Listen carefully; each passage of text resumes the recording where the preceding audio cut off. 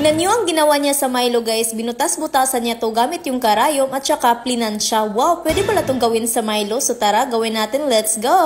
So ngayon, susubukan natin yung nasa video kung totoo ba talaga.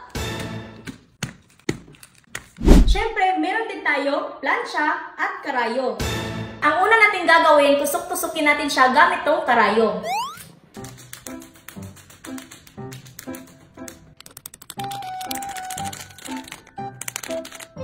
So ngayon ay nabutasan na natin, i-plancha na natin to. Testingin natin kung mainit na ba tong plancha. Ay, natatakot ako guys. Ah! Ang init! Excited na talaga ako. Ano kayang kalalabasan nito? I-plancha lang siya natin guys ng ganito.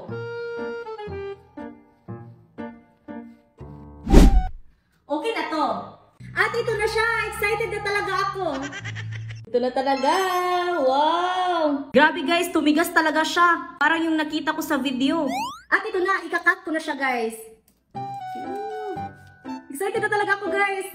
Parang totoo talaga yung nakita ko sa video. Totoo talaga siya guys. Wow! Wow! Ah! Guys, totoo talaga. Legit siya. Ang sarap. Para lang talaga siyang chocolate, guys. Para talaga akong kumain ng chocolate, guys. I-try niyo talaga to. Grabe, ang sarap. Totoo talaga. Ay, 1-3! Hala, sige pa. Oh my God. 4-3 kada ko. Hala, 4,000. Oh my God. Sige, 700. Hala, guys. Oh my God. Sa dawa, guys. So, pila ito ang daog.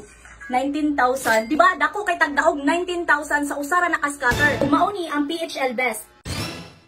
Sa ganahan mo dulaan, inaara sa comment section ang link. Try dyan ninyo kay kusog kay ni mo paldo. Hoy!